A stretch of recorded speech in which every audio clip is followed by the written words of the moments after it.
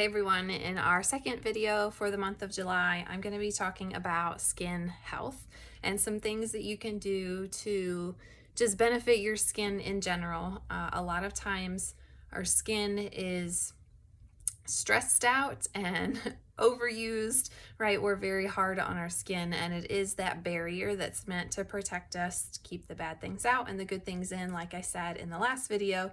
But there are some things that we can do for our skin, both internally and externally, to just help it out, do what it was designed by God to do, right? So the first one is a tip that is beneficial for lots of areas of your life, your skin included, and that is to reduce sugar. So you may be surprised when you start reading labels and start educating yourself about sugar, just how many ingredients or how many products have sugar as the ingredient. And there are tons of names for sugar. Unfortunately, the food industry has realized that the consumer is looking for sugar, so they're changing the words around a little bit, right, to make us work a little bit harder. So a good rule of thumb is anything obviously that has sugar in it, or corn syrup.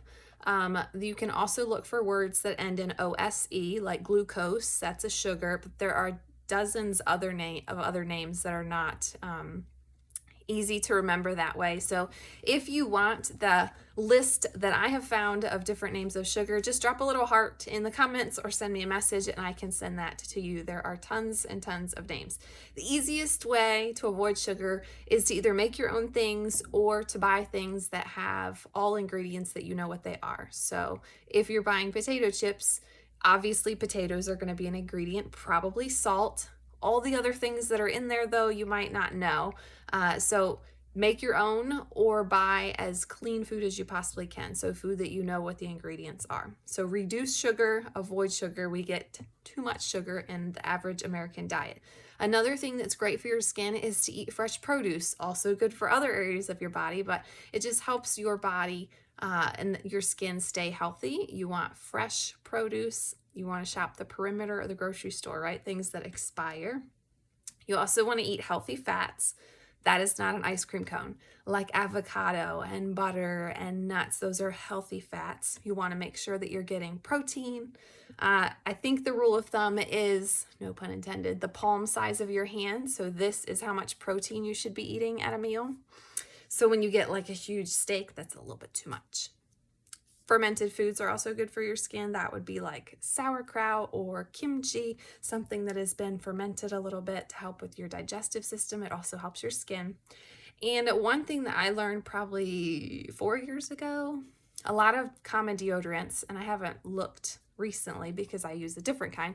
A lot of deodorants have aluminum in them, and when you're putting it in your armpit, you have lymph nodes like super close to there, and they've linked aluminum to lots of yucky things. So make sure you check your deodorant, and if it doesn't say aluminum free on it, it probably has aluminum in it, and I would really strongly encourage you to get rid of that and find aluminum free deodorant. And they usually put that on the label because it's something that they are marketing, which is exciting because that means that the industry is responding to the consumer, right? As the consumer, we do have power. There are way more of us than there are of them. If you stop buying things, they're going to do marketing research and they're going to figure out why. So look for that aluminum-free label on your deodorant. You also want to make sure that your sunscreen doesn't have an ingredient called oxybenzone or oxybenzone. I don't know how to say it. And that has actually been linked to causing cancer. So here you are putting sunscreen on, trying to prevent skin cancer, and one of the ingredients is linked to cancer. So make sure your sunscreen doesn't have that yucky ingredient in it. And if you want my favorite sunscreen that I use, even after trying to make my own, which was an epic fail, you can, let's see, put a little sun in the comments or message me or something like that so I know that you want some information on the sunscreen that I love. You also want to avoid formaldehyde in your nail polish because your nails are just like your skin and they can absorb things too. And if you've ever put like a dark color polish on your nails and then taken it off, you know that it absorbs because some of the color kind of stains your nail. So you want to make sure that your nail polish doesn't have formaldehyde in it. I like it's the little elephant, I think it's Ella and Mia polish. That seems to work pretty well. They make little piggy paint that's for kids, but that chips off like super fast. So there's a few different brands of polish that have no formaldehyde in them, and they definitely market that and publish that. So you'll know if you're buying it. If you're just getting your generic polish, it probably has formaldehyde in it, which is not good for your body because it's being absorbed. You also want to take care of your skin with moisturizers and different scrubs and lotions. There's lots of different research and opinions. You should not be exfoliating every day. That's a little bit excessive. I've read every other day. I've read twice a week. So kind of whatever fits your lifestyle and preference. I don't exfoliate enough. Sometimes I will just leave it in the shower and randomly grab it and exfoliate. But you should be taking care of your skin, especially in the summer, because we are outside so much and the sun is beating down on us. We're soaking up that wonderful vitamin D. But it's a good idea to moisturize and make sure that your skin is taken care of as well. So I'm just going to share a few essential oils that I love to use on my skin. I would recommend doing your research, and please don't apply what I'm saying about these oils to the oils you get in the grocery store, because you get what you pay for, right? If you want a really, really nice cheeseburger, you're not going to go to Mickey D's, right? You're going to go to a nicer restaurant. And it's the same with everything, right? You can buy your $3 t-shirt versus your designer brand t-shirt. It's made different. It has different quality, and you're going to pay for that quality. So when you're talking about essential oils, it's the same thing. The company that we love and use has very high standards, and they just make lots of choices that are not cost effective because they're worried about the quality of the product. Quality over profit is important to them, and that's what you want out of an essential oil company. If they are going to cut corners and look at only cost and profit, then they're going to be making some choices that aren't the best for the plants, which in turn it makes the essential oil kind of cheapened or not as pure. A lot of companies like to throw in synthetics or use like what's called floral water, which is the leftover stuff after you distill, but that's a whole nother video. So just take this, look through it in the lens of pure quality essential oils, not the grocery store kind. On your face, you should be using frankincense.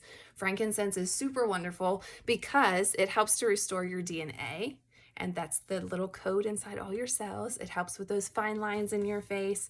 Lavender is another great one for your skin. It's very soothing and calming, and it's just a great relaxing sensation for your skin. And peppermint is actually one that I use very delicately, because you don't want to get it around your eyes. That'll make your eyes water, right? Just like when you drink something super pepperminty, it might be a little bit too much of a kick. So if you're making something and you're adding peppermint to put on your face, make sure you go very, very minimal. 1 drop if you're putting it in a whole like bottle thing. And peppermint is very cooling, so that's one that's great for the summertime. I have a cooling spray that I spray on the back of my neck and my kids' necks just to instantly cool us down. And that peppermint oil is absorbed by your skin into your body and helps to cool your body down. Super nice on a hot day. We're in the hundreds here in the feels like temperature, so we're using peppermint quite a lot. Myrrh is another one. I love myrrh because it's one of the baby Jesus oils. That's good for your skin. Geranium is good for your skin, and so is cedarwood. So those are just some options to check out. If you want more information on oils, you can put oils in the comments or message me. I do want to caution you, if you are using pure quality essential oils, and you're going to be going outside, make sure that none of them are citrus if you're putting them on your face. There's something called photosensitivity, which means that it just amplifies the effects of the sun. And if you have something like lemon and you put it on your face and you go outside, the sun's rays are going to amplify, and it might give you some skin irritation. Just like you put lemon juice in your hair and go lay outside for it to bleach it. It's the same kind of principle with the essential oil. So just be careful and be cautious if you're putting citrus oils on your face. You don't want to do that right before you're going outside. Put it on at night, and then you've got all those hours that you're sleeping for your skin to absorb it, so it's not as much of a bam when you go outside. I hope that was helpful, and I hope you got some value. Make sure you reach out if you have questions or if you want specifics on anything I've talked about, and get outside and enjoy the sunshine.